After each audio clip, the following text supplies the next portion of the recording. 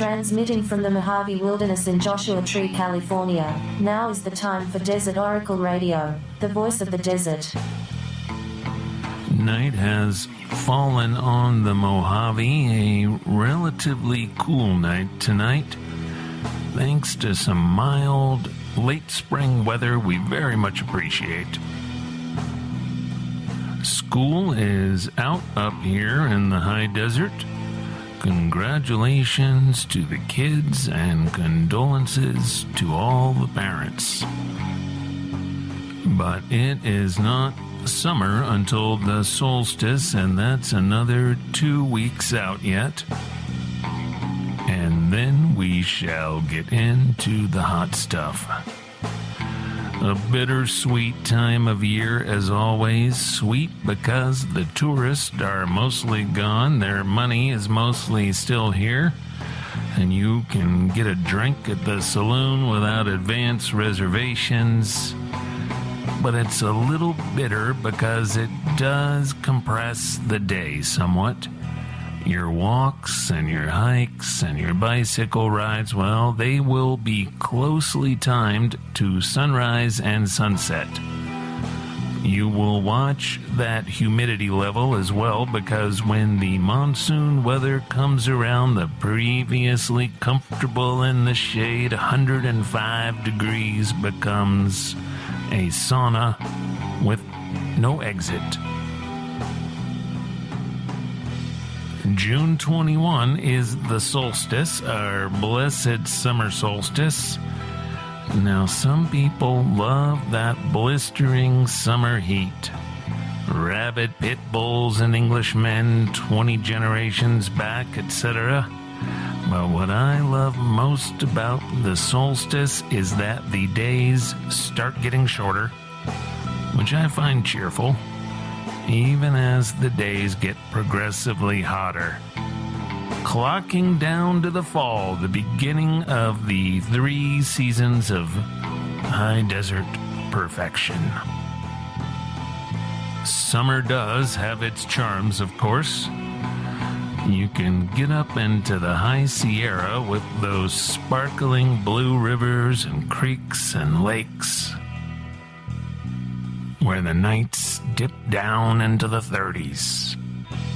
And the Stellar's Jay demands you wake up and make him breakfast.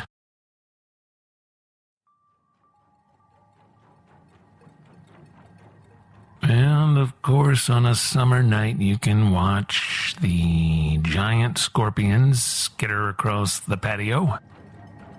And it's great for summer night swimming parties.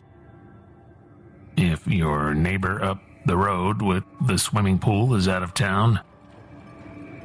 It's nice to see all the European visitors too. They like it hot.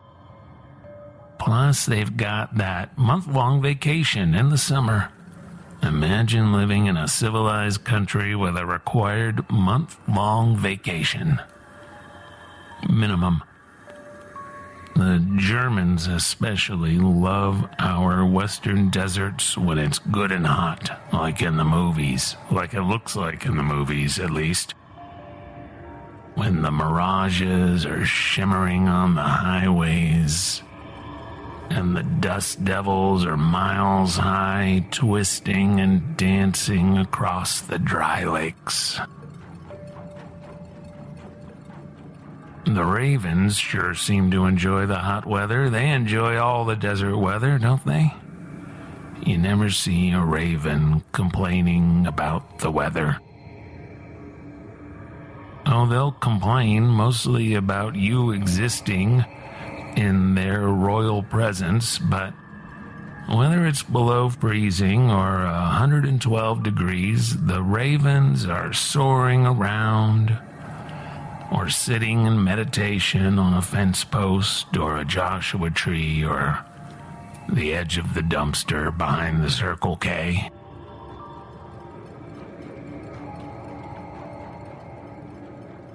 They seem content, seemingly content is what I mean. They seem to lack a lot of our problems. Eat when they're hungry, drink when they're dry. Relax and watch the sunrise, do daredevil flights around the granite outcrops with friends and family. And now and then get together for the Raven festivals, the Raven parties. Have you seen these Raven conventions? Sometimes they're happening right above you, 1,000 feet above you. You see it most on hot summer days. Maybe 100 ravens. Sometimes you need the field glasses because they're just black flecks against the blue sky.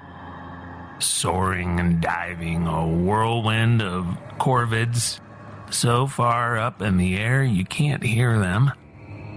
Or maybe you hear the occasional distant burst of happy cawing.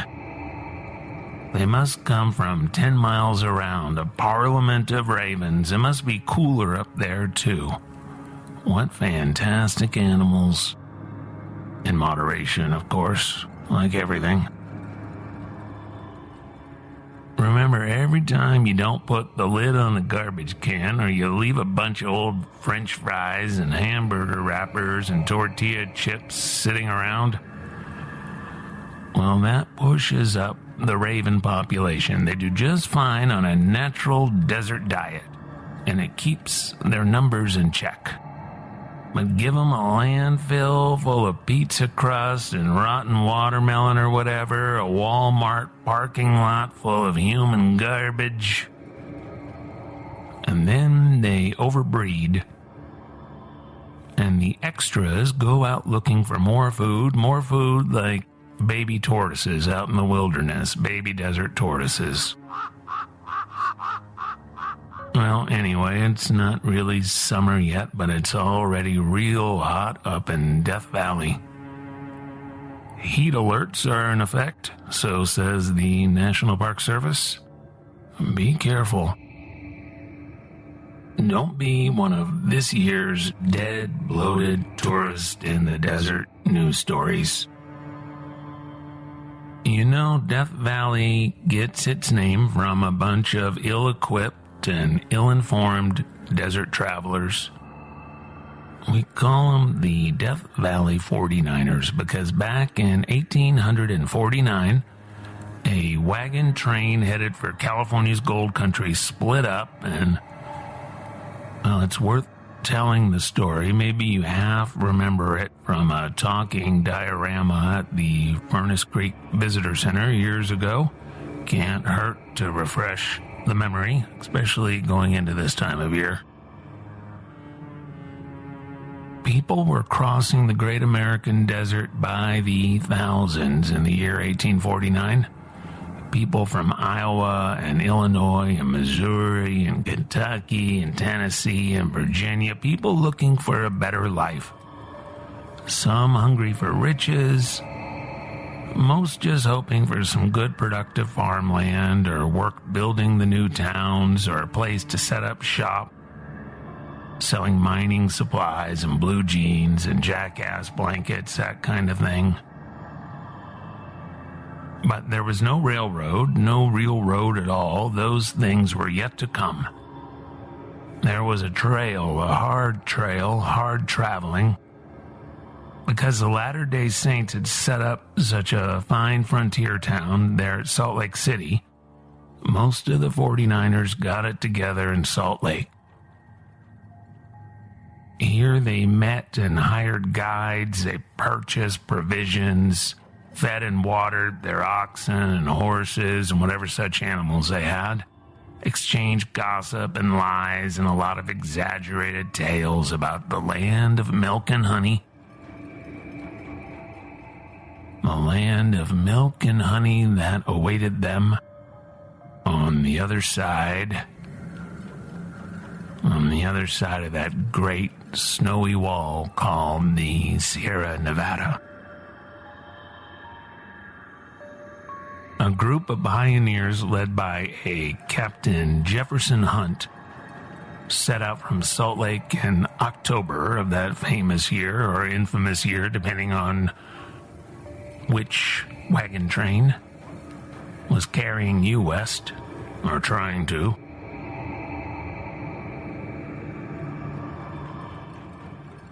October was too late to be attempting this journey, too late to start. Everybody knew about the Donner Party, which had set out the year previous and ended in outrageous horror.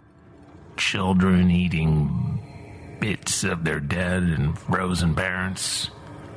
Just a nightmare played out in real life. Endless days of frozen hell. As it was too late to risk a snowy crossing in the High Sierra, and as these people lacked the patience and the resources to wait out the winter in Deseret, they decided to attempt a southern route along the old Spanish Trail.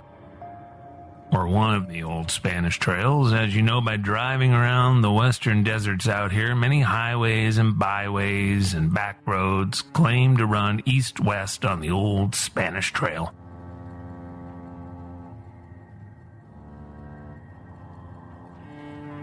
There were 107 wagons in this train, and the first trouble came when most of the wagons turned off at present-day Enterprise, Utah, following some wild rumor about a shortcut to Walker Pass that would shave 500 miles off. And well, if you could shave off 500 miles of hard, slow travel, wouldn't you want to give it a try, at least consider it? Most of these wagons turned back upon meeting the first major obstacle, a deep canyon along the present-day Nevada state line. But a stubborn minority, commanding 20 wagons in all, they decided to press onward. That's difficult country, even today. They were at Groom Lake, which you will also know as Area 51, and sadly for them, there were no alien abductions, no free rides to California in a Black Triangle spaceship that we know of. Here on Groom Lake, they bickered and they argued, and they finally split up. One party headed toward snow-capped Mount Charleston outside of today's Las Vegas, hoping to find spring water on the way.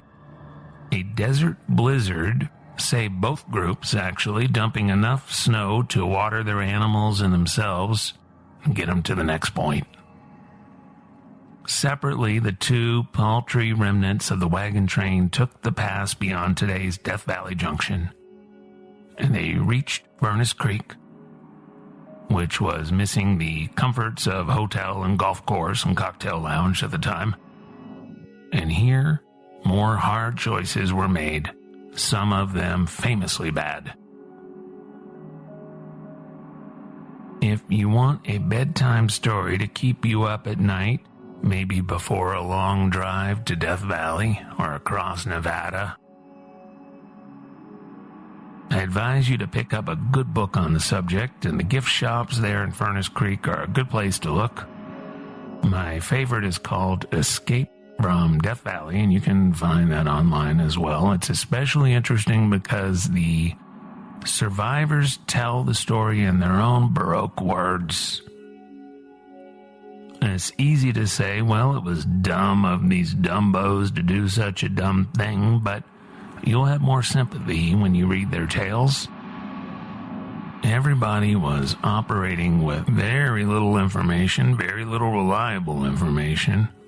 And the fact was that 49ers were always dropping dead on this hard journey somewhere along the way, usually with no fanfare. But because two families remained stranded beneath the Panamint Mountains in that harsh valley for a couple of months, and because their ordeal was especially dramatic and the nation was hungry for disaster stories about those headed to California, when they were finally rescued by the returning William Lewis Manley and John Rogers and led through 23 more days of rough going before reaching Rancho San Francisco on the Santa Clarita River north of Los Angeles, newspaper reporters saw the drama in the tale, and it quickly spread up and down the state and back east across the country. While the surviving Jayhawker group only lost one of their number, legend says they named the place Death Valley as a farewell. "Goodbye, Death Valley," one of them said, allegedly. Is that even true? Who knows? The name stuck. For English-speaking Americans, anyway. The Timbisha Shoshone people had been living in the valley long before the Jayhawkers made their mistaken shortcut. There is no such morbid association with the place amongst the Timbisha. It is simply home, a place of pleasant winters with abundant spring water, enough bighorn and rabbit and mesquite to eat well, and a rich culture and folklore. Summers would be spent up in the same cool mountains that so vexed the 49ers. Only in 1994 did the National Park Service begin to acknowledge the people who had long lived there, long before the pioneer stories, long before the national monument that would become today's national park. It was in the year 2000 that the Timbisha were finally granted a sliver of the land that had long been theirs. Thousands of acres of the Timbisha Reservation, 300 acres of which can be found in their village on the valley floor, alongside the tourist resort. Had the 49ers been less ignorant and less threatening, well, maybe the local Shoshone would have pointed the way west on the ancient and established trails that go over those daunting mountains. As for Rancho San Francisco, you can visit a historical marker that's said to be near the site of the old Mexican land grant's main ranch house. On the appropriately named Old Road, right there where Newhall Ranch crosses the I-5, there's a desolate strip mall across the way with a Subway sandwich franchise. Across the cottonwood-filled riverbed is Six Flags Magic Mountain. Now let's jump 100 years from 1849 to 1949. You already know what a weird time it was in the deserts, the middle and late 1940s. You know about the Manhattan Project and Windover and White Sands and the Nevada test site. And you probably heard about Roswell, too. Well, here's one that might be new to your ears, and it comes from the front page of the Bakersfield Californian. The issue dated Saturday, August 20, in the weird year of our Lord, 1949. Here's the headline. 2 hot miners spot and chase disc pilots. A grizzled desert prospector reported in the town of Mojave that a whizzing disc crashed near Death Valley and that 2 little men jumped out and disappeared in the sand dunes, the International News Services says. The prospector, Buck Fitzgerald, who claims he has lived in the Death Valley region long enough to know a flying disc when he sees one, said that his sidekick, Maze Garney, also witnessed the event. Related Fitzgerald, quote, "The flying disc, which was about 24 feet in diameter, whizzed past me going about 300 miles per hour. It crash-landed and 2 little men jumped out and started running when they saw us. The men looked human, but they were very small, like dwarfs. We chased them over a sand dune, but lost them. I don't know where they went." The 2 prospectors allowed that with a temperature of 138 degrees, It was too hot to chase the little men for any great distance. Well,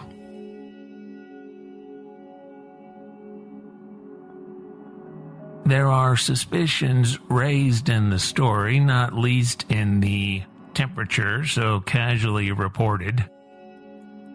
138 degrees would be the hottest recorded temperature in the history of Earth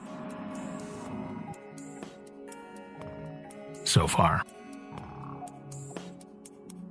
All right, we've got a few minutes left here. Let's open up the Desert Oracle radio mailbag. I'm way behind on this and everything else. I appreciate your patience, and I do always appreciate your cards and letters. This one comes from Christopher Kilbovitz, and it says, "Dear Desert Oracle Radio, I wanted to drop you a line to thank you for your recommendation to visit the Desert Discovery Center in Barstow. You mentioned it on one of the podcasts, and so I'd planned to stop there on our most recent trip to the Mojave last week. Seeing the Old Woman meteorite was neat enough, and the little display on all the different substances that have been mined out of the desert was good for a few minutes. However, the time spent at the center really came in handy an hour or so later when we arrived at our second location, the Amboy Crater and Mojave Trails National Monument. There we found a nice San Bernardino County sheriff who told us that the trail was closed, probably for the day. We headed on to our usual spot at Granite Pass to camp, and found out later, in the next day, that the sheriff's deputies had found a body near the crater. Based on the news report, our time at the Desert Discovery Center had delayed us just long enough to not be the ones to make that gruesome discovery. Something that I'm thankful my 3-year-old son did not have to experience. Sincerely, Chris." Well, Chris, I'm glad your visit to the Desert Discovery Center saved your 3-year-old kid from discovering a dead body. Although, who knows? He could have been the next Stephen King. Well, maybe instead he'll be the next Dr. Edmund Yeager, our pioneering biologist of the Mojave. You never know with kids. I had not heard about this latest victim of Amboy Crater, but I did look it up. And while details are still very scarce, a week later it turns out another hiker did discover this body. The corpse of a 61-year-old man. We don't know anything beyond that right now. Firefighters and ambulance crews went up there and they found the body right where it was supposed to be. It had not walked away, which is good overall. And then the sheriff's department sent a chopper over there, picked up the body. Nothing suspicious right now so far, but then again, our local sheriff's department rarely seems to consider anything suspicious about dead bodies in the desert around here. I guess that's good. Positive thinking and all that. The body was found midday on May 30. Not a bad time to be enjoying the museum in Barstow. Not a bad time at all. I hope you enjoyed the rest of your camping trip. And from Amboy to Zzyzx and across the Great Mojave Wilderness, this is Desert Oracle Radio, broadcasting on KCDZ 107.7 FM in Joshua Tree in the High Desert. Every Friday night at 10 p.m. on your radio and everywhere all the time with your favorite podcast player. You can find all kinds of information at our website, desertoracle.com, including information on the musical tracks you hear on this program by Red, Blue, Black, Silver, cooked up right here in Joshua Tree. Speaking of red, blue, black, silver, look him up on the internet so that you can learn about the spooky soundtrack he composed for our friend Jeremy Corbell's new featured documentary film, Skinwalker Ranch, to be released shortly on Netflix. And you can pick up a CD version of the soundtrack too. We've got links on the website, desertoracle.com/radio. Now here's something to put on your calendar, especially if you're planning to be in or around Phoenix, Arizona, mid-July. Friday night, July 13, 7 p.m. to 9 p.m. Why don't you come on down to the Valley Bar in downtown Phoenix for Desert Oracle Radio live on stage with musical guests, the Boxhead Ensemble. Lots of people excited to hear these guys performing live again. We're planning to have some good stuff. We'll have our friend Jason P. Woodbury to help out. Some graveyard tales from Jenny Russell. And, well, Brendan Mays texted me and he said he's going to carpool with me out to Phoenix, whether I like it or not. Let me look at the phone here. He says, if you want to walk the walk instead of talk the talk, the environmentally responsible thing for you to do is carpool with me from Joshua Tree. I'll chip in for gas. I guess that means I'm driving. Our friends at Aquarium Drunkard are presenting this show along with the Valley Bar, July 13, $8 at the door. You're going to have a good time. It's a great venue. And we are just about to wrap up our first season, our first year-long season of Desert Oracle Radio. So make sure to tune in next week for the last of this season, which means we will shortly begin the next one, forever and ever, etc., or so we hope.